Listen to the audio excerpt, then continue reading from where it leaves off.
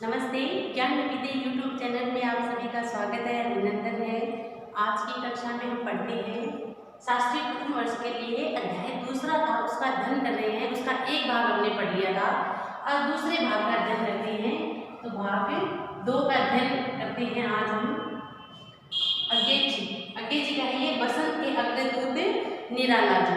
निराला जी के बारे में हम पढ़ रहे थे। अपना संस्मरण, ये साहित्यिक विधा का अगर स्वरूप देखा जाए तो इसका कौन सा स्वरूप है? ये संस्मरण के अंतर्गत लिखा गया है, संस्मरण विधा के अंतर्गत लिखा गया है। तो अज्ञे जी हैं वो निराला जी को संस्मरण करते हुए लिखते हैं।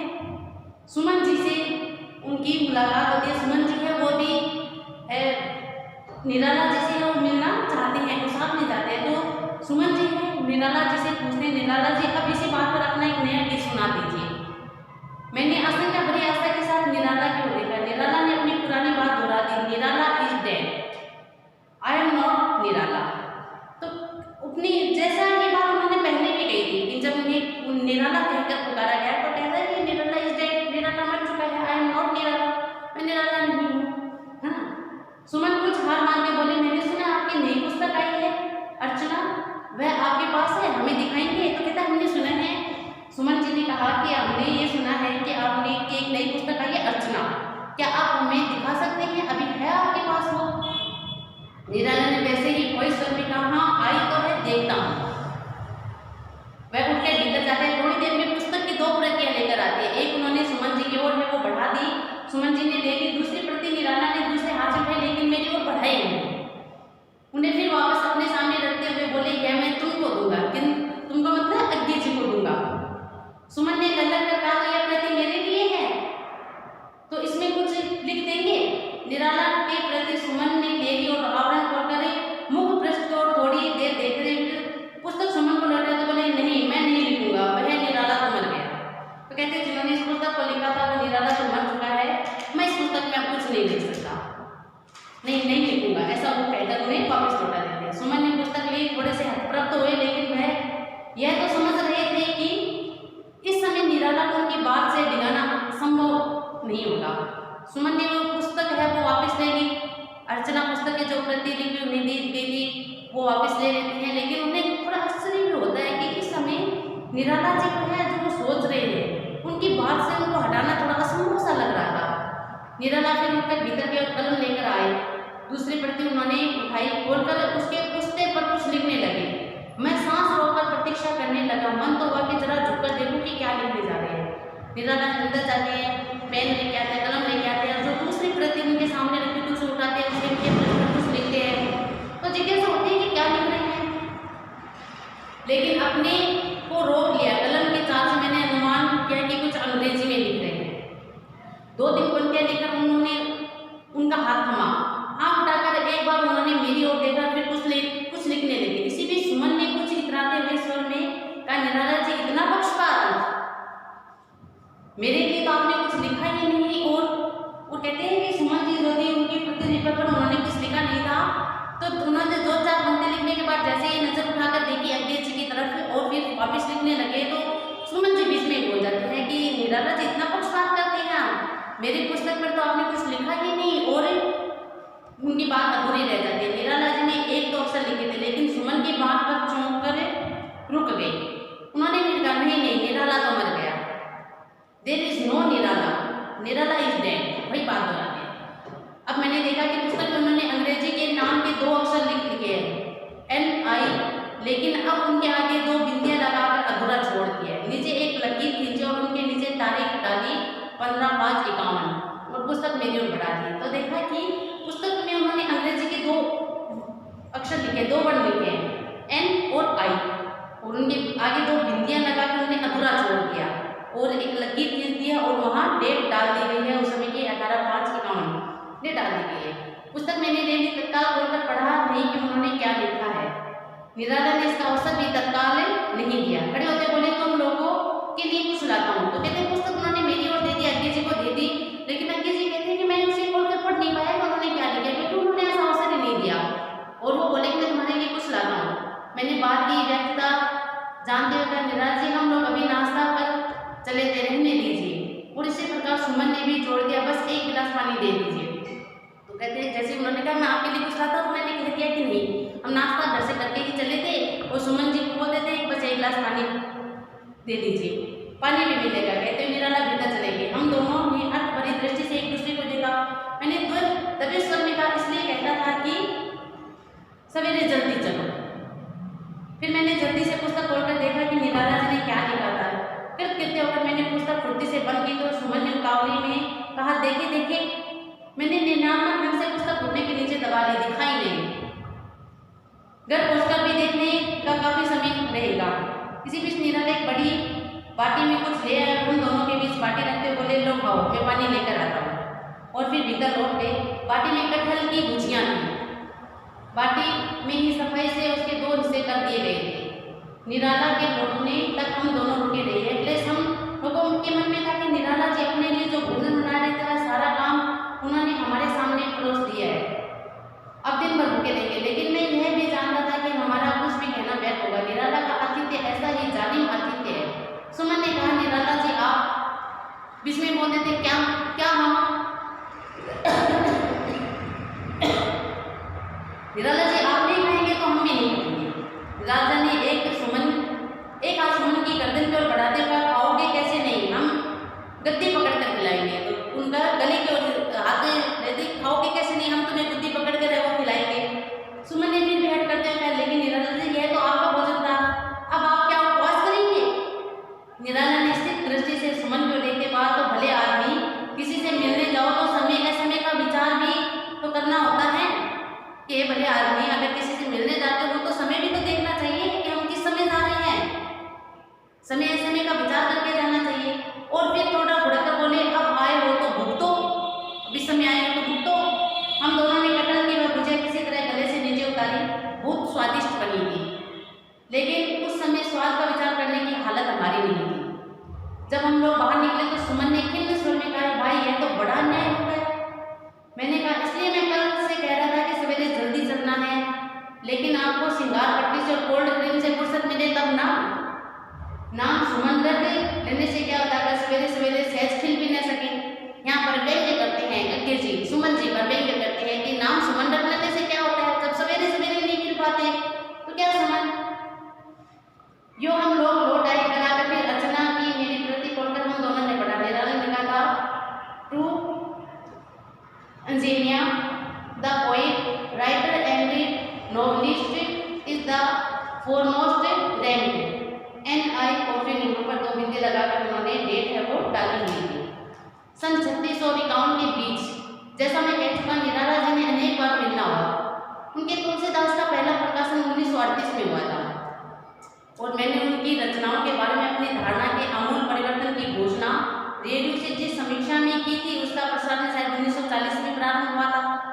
मेरठ में हिंदी साहित्य परिषद के समारोह के लिए मैंने उन्हें आमंत्रित किया तो आमंत्रण उन्होंने सहर्ष स्वीकार भी कर लिया और मेरठ के प्रवास में वे कुछ समय श्रीमती होमवती देवी के यहाँ कुछ समय मेरे यहाँ भी ठहरे थे। होमवती जी उस समय परिषद में अध्यक्षा थी और निराला जी को अपने यहाँ ठहरने की उनकी हार्दिक इच्छा भी थी। जिस बंगले में वे रहते थे उनके अलावा एक और बंगला उनके पास था जो उन दिनों आधा खाली था और निराला जी के वहीं ठहरने की व्यवस्था है वो की गई थी। यह बंगला होमवती जी के आवास स्थान से सटा हुआ था, पास नहीं था, पास में था लेकिन अलग था। यो थोड़ी चिंता थी कि होमवती जी के परम वैष्णव संस्कार निराला जी की आदतों को कैसे संभाल पाएंगे। निराला जी की आदतों कैसे संभव तो हो, वैष्णव संस्कार थे उनके होमवती जी के। मेरा घर वहाँ से 3 नाम दूर पे था और छोटा भी था। सुमन, प्रभाकर, मार्च और भारत भूषण अग्रवाल को मेरे यहाँ ठहरने का निश्चय हुआ। होमवती जी ने श्रद्धापूर्वक निराला जी को ठहरा तो लिया लेकिन दोपहर का भोजन उन्हें कराने के बाद वह दौड़ी हुई मेरे यहाँ आई। भाई जी शाम का क्या होगा, लोग तो कह रहे कि निराला जी तो शाम को शराब के बिना भोजन नहीं करते और भोजन भी मांस के बिना नहीं करते। हमारे यहाँ तो सब चलता नहीं है, हम लोग वैष्णव धर्म को मानने वाले हैं, वैष्णव संस्कार है हमारे यहाँ तो ये सब नहीं चलता। और फिर अगर इंतजाम करें तो भी लाएगा कौन और संभालेगा कौन, शराब और मांस की व्यवस्था को कौन करेगा। ये कठिनाई होने वाली है, इसका हमें अनुमान तो था ही। लेकिन होमवती जी के उत्साह उनकी स्नेह भरी आदेशना के सामने कोई बोल नहीं पाया था उस समय। उन्हें तो किसी तरह से समझा बुझा कर हमने लौटा दिया, हम लोग कुछ व्यवस्था कर लेंगे, उन्हें इससे कोई इसमें नहीं पड़ना पड़ेगा। कोई ना ऐसा तो था नहीं। शाम को एक अर्धा निराला जी की सेवा में पहुंचा दिया गया और निश्चित तौर पे भोजन कराने भी उन्हें सदर के होटल में ले जाया जाएगा। इधर हम लोग शाम को भोजन करने बैठे थे कि होटल से लौटते हुए निराला जी मेरे यहाँ आ गए। मैं दूसरी मंजिल पर था। पता चला कि उन्होंने ही सीधे बंगले पर न लौटकर मेरे यहाँ आने की इच्छा प्रकट की थी। सुरूर की जिस हालत में वह थे उसमें मैंने यह अनुमान किया कि ऐसा निराला जी ने इसलिए किया होगा कि उस हालत में मोहम्मद जी के सामने नहीं पढ़ना चाहते थे। शराब पीती, नशा उन पे छाया हुआ था। ऐसी दशा में वो मोहम्मद जी के सामने नहीं जाना चाहते थे, इसलिए उन्होंने रास्ते में ही अज्ञे जी के घर पर आना है वो सोचा होगा। मैंने दूसरे अवसरों पर भी लक्ष्य किया कि ऐसे मामलों का शिष्ट आचरण का संस्कार बड़ा प्रबल रहता है। भले शराब पीते हो लेकिन आचरण उनका शिष्टाचार से युक्त होता है। लेकिन यहाँ पर भी तो मेरी बहन अतिथियों को भोजन करा रही थी। इससे निराला जी को थोड़ा असमंजस हुआ। वह चुपचाप एक तरफ घाट पर बैठ गए। हम लोगों ने भोजन जल्दी समाप्त करके उनका मन बहलाने की कोशिश की, लेकिन वह चुप ही रहे। एक आध बार से अधिक कुछ बोले नहीं। उनसे जो बात करता उसको देखते रहते, मानो कहना चाहते हो हम जानते हैं कि हमें बहलाने की कोशिश की जा रही है लेकिन हम बहलेंगे नहीं। उनका मन बहलाने की कोशिश करते हैं, बातें करते हैं तो हाँ बोल देते हैं। जिससे बात कर रहे हैं उसकी तरफ एक देखते रहते हैं और ये मानो ये कहना चाहते हैं कि भैया हम बहलाना चाह रहे हैं लेकिन हम बहलेंगे नहीं आपकी बातों से। एक निराला ने कहा सुमन इधर आओ। सुमन जी ने उनके समीप गए तो निराला ने उनकी कलाई पकड़ी और कहा चलो। कहाँ निराला जी? घूमने। सुमन ने बेबसी से मेरी ओर देखा। वह भी जानते थे कि छुटकारा नहीं है और मैं भी समझ गया कि बहस है वो व्यर्थ हो गई। नीचे उतरते में एक बढ़िया सा तांगा बुला लिया। निराला जी सुमन के साथ उतरे और उस पर आके सवार होने लगे। तो तांगे वाले ने उठते हुए सरकार घोड़ा तक जाएगा, आप पीछे बैठे और आपके साथ ही आगे बैठ जाएंगे, ऐसा कहा। निराला जी क्षण भर के फिर अगली तरफ के सवार होते हुए बोले ये पीछे बैठेंगे, तांगा दबाव होता है तो तुम भी पीछे बैठ कर जाओ, नहीं तो रास हमें तो हम चलाएंगे। तो ऐसा कह देते, तब से उत्तर देते। जब तांगे वाले ने कहा कि आप पीछे बैठिए घोड़ा तक जाएगा, आपके साथियों को आगे बैठने दीजिए, तो तबाक से उत्तर दे देते हैं उन्हें। वे बाकी से उत्तर देते हैं कि घोड़ा तक जाएगा तो तुम भी पीछे बैठो जाके, रास हमें दे दो हम चला लेंगे घोड़ा, हम तो बैठेंगे तो आगे ही। निराला ने उसी आज्ञापन भरे स्वर में कहा। तांगे वाले ने एक बार सब देख रूप माने की समझा, वह भी पीछे बैठ गया। रास उसने नहीं छोड़ी, पूछा कहाँ चलना होगा सरकार? निराला जी ने उसी आज्ञापन भरे स्वर में कहा देखो 2 घंटे तक ये सवाल हमसे मत पूछना, जहाँ तुम जाओ लेते चलो, अच्छी सड़कों पर सैर करेंगे, 2 घंटे बाद इसी जगह पहुंचा देना, पूरे पैसे मिलेंगे। तांगे वाले ने कहा सरकार और तांगा चल पड़ा। मैं 2 घंटे के लिए निश्चिंत होकर ऊपर चला आया। रात के लगभग 12 बजे तांगा लौटा। सुमन अकेले ऊपर आए। निराला जी देर से लौटने पर वहीं सो सकते हैं, सोकर उनके लिए एक बिस्तर और लगा दिया गया था। लेकिन सुमन ने बताया कि निराला जी सोएंगे तो वहीं जाकर जहाँ ठहरे हैं, क्योंकि मोहम्मद जी ने कहकर नहीं आए थे। लिहाजा मैंने उसी तांगे से उन्हें बंगले पर पहुंचा दिया और टहलता हुआ वापस पैदल लौट आया। अगले दिन सवेरे मैं मोहम्मद जी के यहाँ देखने गया कि सब कुछ ठीक ठाक तो है। तो मोहम्मद जी ने अलग से ले जाकर मुझे कहा भैया तुम्हारे कवि जी ने तो कल शाम को बाहर जो किया वो यहाँ तो बड़े शांत भाव से शिष्ट ढंग से रहते हैं। बाहर जो भी किया होगा, शराब पिया होगा, नशा किया होगा या जो भी खाया पिया होगा, लेकिन यहाँ तो बड़े शिष्टाचार से रहते हो। मैंने कहा चलिए आप निश्चिंत तो हुई, हम भी निश्चिंत हुए, ये डरने की कोई बात नहीं है। दूसरे दिन मैं शाम से निराला जी को अपने यहाँ ले आया। भोजन उन्होंने वही किया और फिर खुश होकर है वो कई कविताएं हैं उन्होंने सुनाई।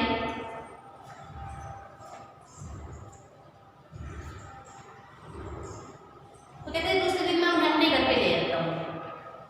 वो शाम को अपने यहाँ ले आया। भोजन उन्होंने वही किया और प्रश्न होकर कई कविताएं सुनाई। काश कि उन दिनों टेप रिकॉर्ड होते, राम की शक्ति पूजा अथवा जागो फिर एक बार अथवा बादल रात के वे वाचन परवर्ती पीढ़ियों के लिए संचित कर लिए गए थे।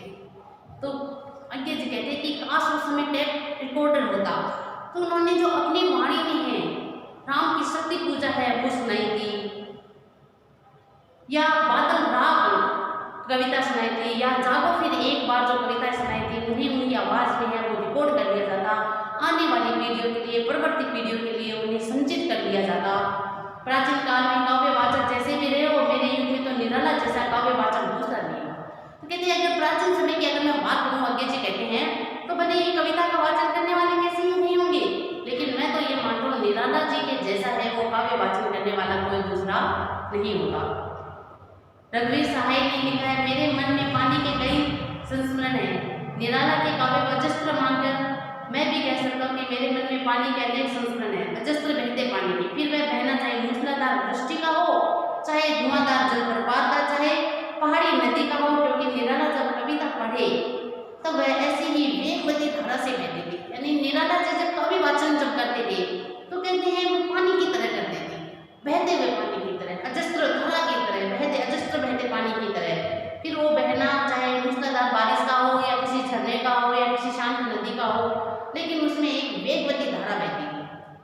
किसी की रोग की कल्पना भी तब नहीं की जा सकती थी। सरोवर सा ठहराव उनके वाचन में अकल्पनीय था।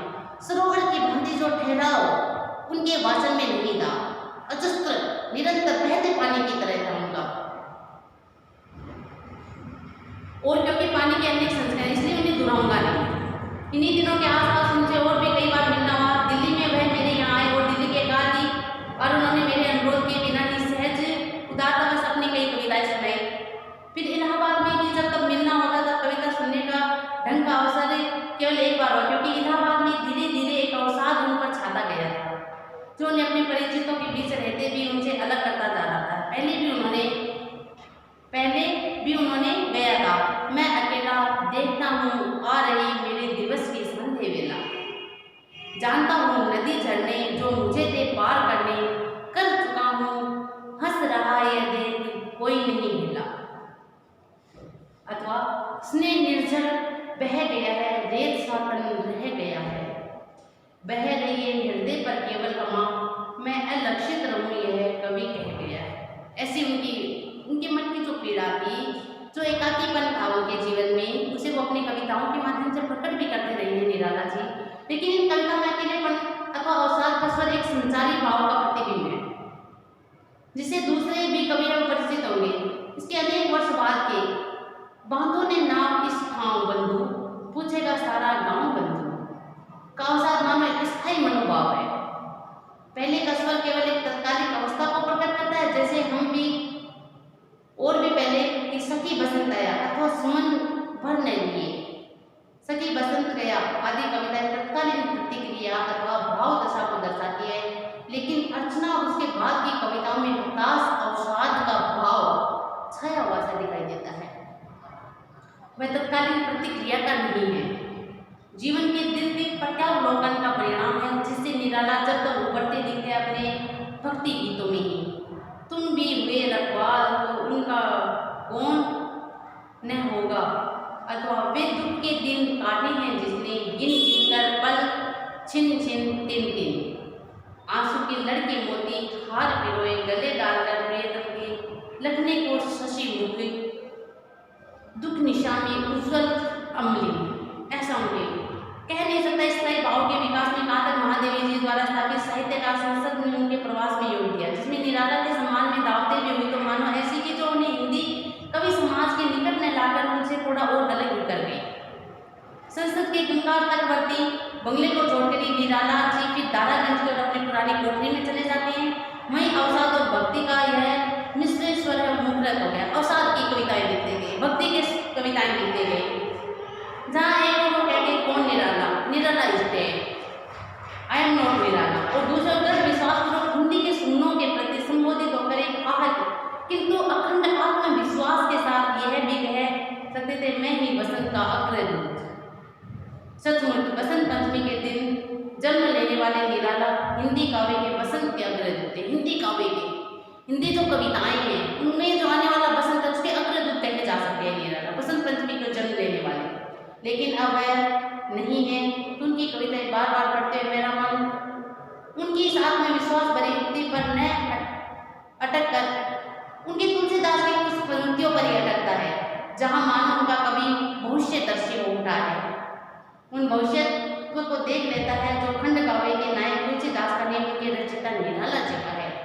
यह जागा कवि अशेष छवि भर, इसका स्वर भर भारती मुक्त होएगी, तम के अमार्य रे तार तार जो उन पर पड़ी प्रकाश धार, जग वीणा के स्वर के बाहर रे जागो, इस पर अपने कारुणिक प्राण कर लो समक्ष दे दिव्य मान, दे गीत विश्व को वो दान फिर मांगो। इस अशेष छविधर कवि ने दान कभी नहीं मांगा, पर गीत है वो विश्व को दिया। गीत दिया पर उनके लिए भी रुका नहीं, बांटते बांटते ही तिरोधान हो गया। मैं अलक्षित रहूं यह कवि कह गया, कि मैं अलक्षित रहूं यह कवि है वो कह गया।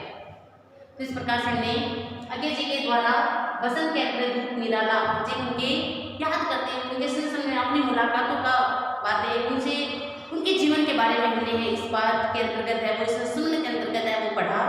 बहुत ही अच्छा था। निराला जी के जीवन के बारे में बहुत सारी बातें हमें जानने को मिली। उम्मीद करती हूँ आप सभी को याद हुई होगी, पसंद आई होगी। आपने भी निराला जी के बारे में है बहुत सारी बातें हैं वो जानी होंगी, उनके स्वभाव के बारे में, उनके काव्य लेखन के बारे में, उनका जो भाव था उनके बारे में। तो आज ही हमारा पाठ है संस्करण पूर्ण होता है। अगले पाठ के साथ हम अगली कक्षा में मिलेंगे। तब तक के लिए धन्यवाद।